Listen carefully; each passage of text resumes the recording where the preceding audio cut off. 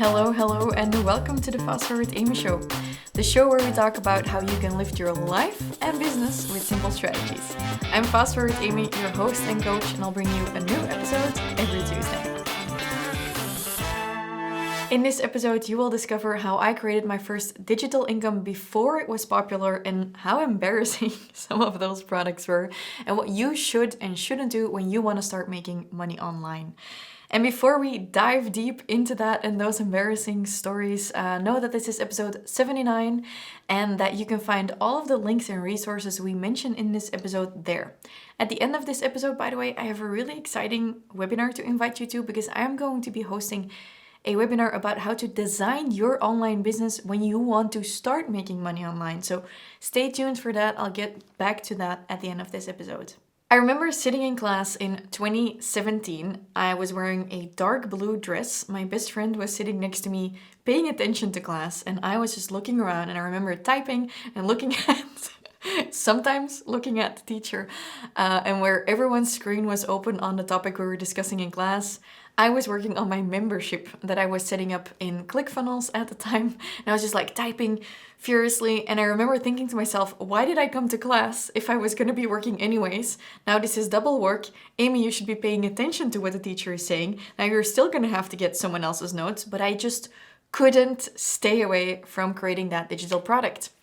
A year before that, in 2016, I remember it being 6 a.m., sun shining, it was summer, and recording videos in photo booth on my MacBook and just recording videos of myself. I didn't know how to edit.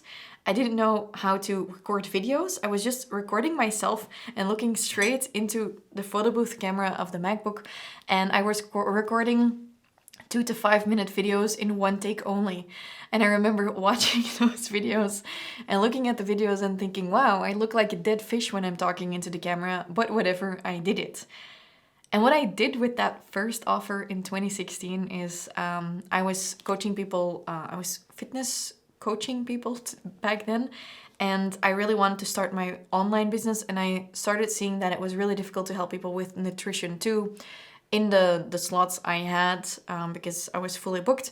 So I had decided to send people videos of the stuff I was always explaining in my first sessions with people. So I had started creating all of these really ugly photo booth videos, but I didn't have any time. So I would do that at 6 a.m., 7 a.m., sometimes at 11 p.m. at night, and just be recording them in the dark, in the light. I don't know. I didn't have any lights set up either. And then at the end of the day, I would have this Excel sheet where I had my different clients who I had pitched my nutrition course to. That was an email video course, and they had paid me like cash or just transferred the money.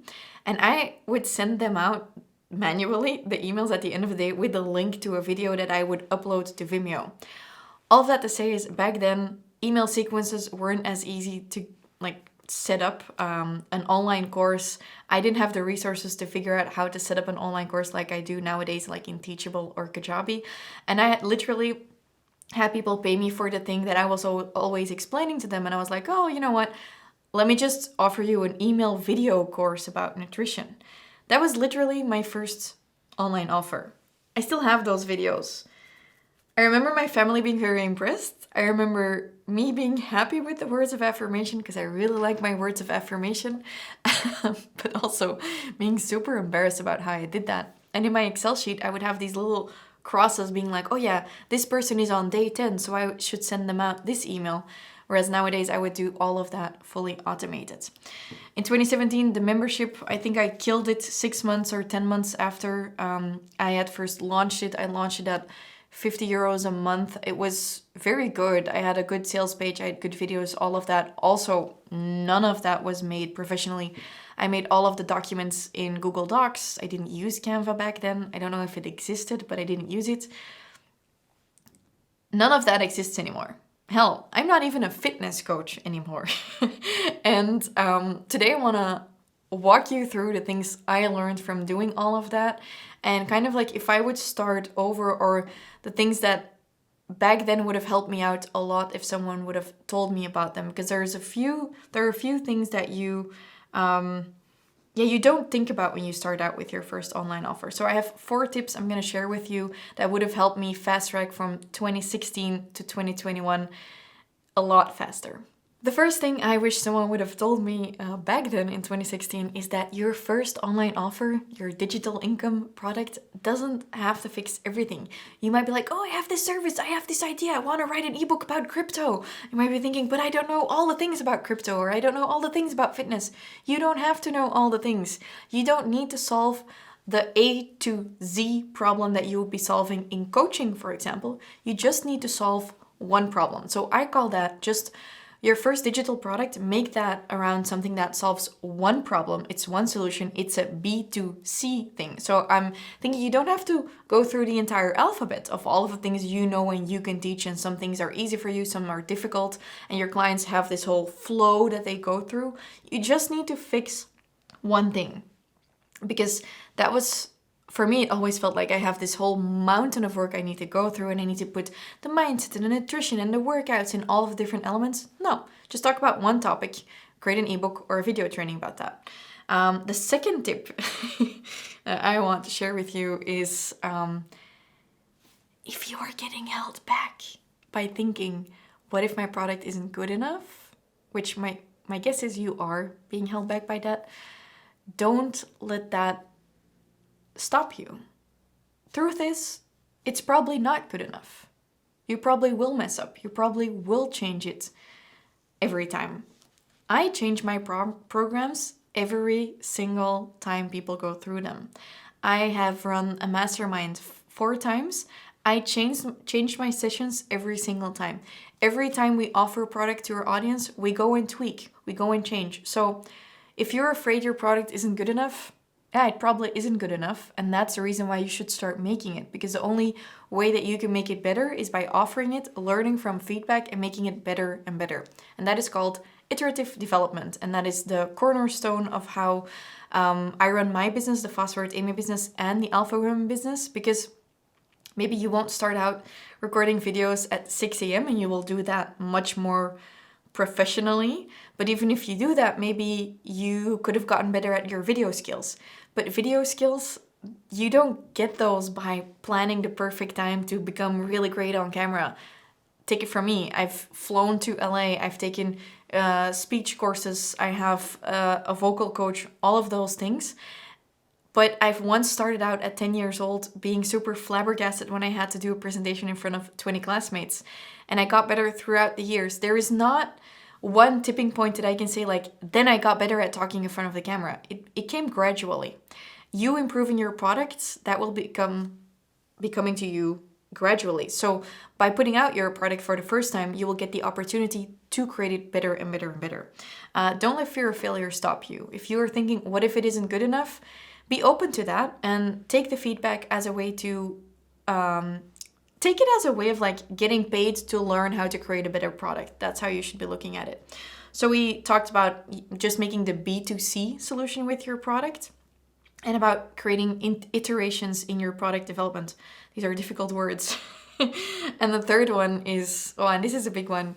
I remember looking at Marie Forleo's B School that I followed many years ago, and looking at her videos and thinking, wow, holy shit, these videos are so professional, and I really wanted my videos to look like her videos. But she had a full-blown team, hair and makeup, camera, lights, audio, all of those things. And I remember thinking, and I guess it was April or something, I was like, by October, everything needs to be perfect. Or like, when I launch this product, it needs to be perfect, and I need to do that for the rest of my life. But as an entrepreneur, you might want that stability and security of knowing, like, in October I'll be doing exactly that. But truth is, you never know what's going to be happening. Same as in your job. You never know what's going to be coming up. You never know which opportunities are going to rise. So that first product, in 2 years' time, it probably won't exist anymore. But right now you're getting held back by the fact that you think this is the product, this is what I'm going to have my life depend on. But it's not true. Truth is, you'll probably just kill it afterwards. I've killed so many products, and I will keep killing all of my products until the rest of eternity, probably, because that's how you get better. That is how you learn. So kind of like, don't get held back by fear of failure. Also, don't get held back by perfectionism of wanting to do everything perfectly and planning it out. You will learn by doing, and you are always the boss. So that means that by October or whenever you are looking at your product and you feel like, hey, I don't like it anymore, or it's not up to my standards anymore, you can improve it, or you can just kill it. You don't owe anyone. You're the boss of your business, so make sure that you know that you can use the advantages of being the boss, namely that you can always decide to kill a package, to kill an offer, or to kill that first digital product that you offer to so many people and just like kill it and do something else, or reuse it in a different format. You're always free to do all of that. It's kind of like killing your darlings. Sometimes you will do it because it's not working well, and sometimes, despite people being raving about something, you will still kill it. That is called killing your darlings. By the time it gets too easy or it's running too smoothly, it's probably time to level up. And the fourth tip that fortunately I didn't need, but I think you will need, is you don't need a fucking website to start your business. You don't even need a shop. You just need a way for people to pay you and for you to deliver your product. There, I said it. Boom. Super brutal. I don't care about your website. You know what? I did need to hear this because I remember spending a full Monday and the Monday to Tuesday night researching WordPress themes for my website before I had my email list and before I had my digital shop set up. Whereas setting up a digital shop, you know how easy that is? I mean, if you can use apps on your phone, you can probably set up a digital shop. Places like Shopify, all of that. I'll link those in the article, by the way. So if you're new here, this is episode 79, and that means that we always create an article with all of the resources and links so that you can focus on driving or walking or working out, whatever you're doing. And you can go to fastforwardamy.com/79 to grab the resources. So for example, my recommendation about using Shopify, Photoshop, or other resources that I might add later on, you can find those in the article from the podcast. So what I was going to say is you can set up a shop within an hour. You can link it to online payment providers within an hour or maybe in 2 hours, I don't know. But it's super easy. In order to get your first digital income, you need a way for people to pay you and you need a way for you to deliver your product. Now you can automate that. You can have a digital shop where people are like, bloop, bloop, bloop, PayPal, yes, checking out. And it can be like, boop, your payment went through. Here's your ebook in your inbox. That's super smoothly. But don't let that hold you back from doing it. It could also be like, hey, just send me a screenshot of the fact that you transferred me the money and I'll email you through the product. And what happens there is people are like, but Amy, what if I get 30 orders in a day and I can't do it anymore? Well, then that's a fucking good problem to have. Then you can automate it or you can pay someone to set up your shop. But it's kind of like, I remember I did this when I started working out. My brother taught me how to strength train many years ago.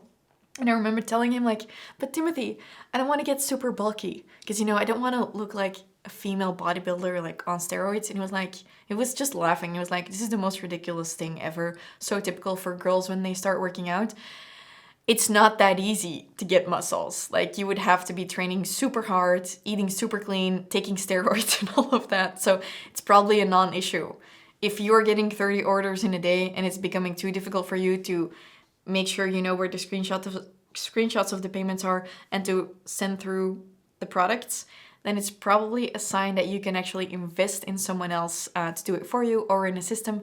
And you're not going to get there just overnight. I would rather have you spend more time on getting new clients than on figuring out the perfect way to set up the shop and all of the things. Just make sure you can get paid and you can get the product to people.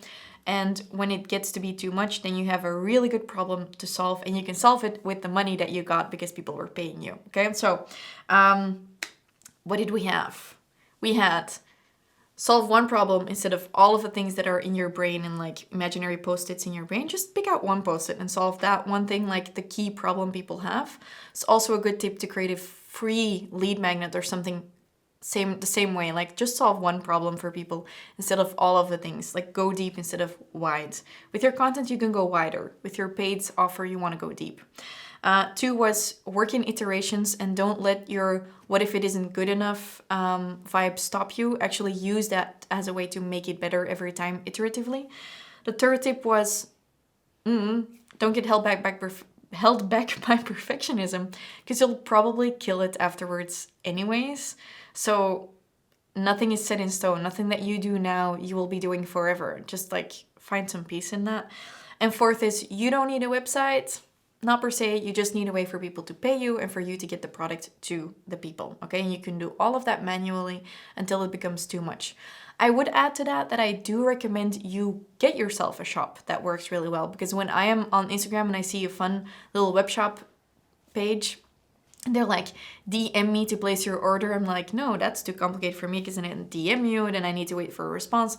I would rather just go to someone's Shopify, just click the thing, add to cart, check out with PayPal, and be done with it. So make it easy. That's always a really big one in anything you do. I think episode 3 of the Fast Forward Amy show is about that, by the way, if you want to know more about selling online and easy ways to make that happen. So all in all, perfection doesn't exist in business. Sometimes I wish it did, but that's the beauty of it. You will always learn, you will always improve, and know that everyone started with 0 followers and 0 sales. So you can do it too, but you gotta start somewhere. And by keep on like planning it out perfectly and postponing it, you're not gonna learn from it. So focus on that first sale. Focus on that first person that pays you for your digital products. And then before you know it, you have a scalable digital or passive income, okay? And I have an exciting surprise for you, because if you liked all of this and you're like, yes, Amy, I don't want to make your mistakes, I want to do it right from the get-go, I am hosting a free webinar. It's called Design Your Online Business, and I'm gonna talk to you about how you can stack your income, which products you can offer online, what to price your offers, and it's gonna be so amazing. I'm gonna host it live. It's gonna be available both in English as well as in Dutch. So if you're like, yeah, building an online business sounds interesting, but I really don't know where to get started, come and join me in my webinar. You can have some coffee with me or wine, I don't know. And you can go and register yourself through fastforwardamy.com/design OBW. So it's like design online business webinar, OBW. But rest assured, there's a link in the description. But I don't know, maybe you're listening to me, maybe you're watching, and you're like, oh, the description, where was that? Well, it's under the episode or in the description of the show notes. It's all weird. So if you just want to go straight to the link, it's fastforwardamy.com/design OBW. There's limited spots per webinar, so make sure you sign up really fast, because this is the first time I'm telling anyone about it. So go there, sign up, and see you on the webinar, okay? Thanks for listening, watching, and I hope to see you again next week. I'm Fast Forward Amy, your host, and hopefully also a little bit your business coach. I'll hope you join me in the webinar, and talk to you next week, Tuesday.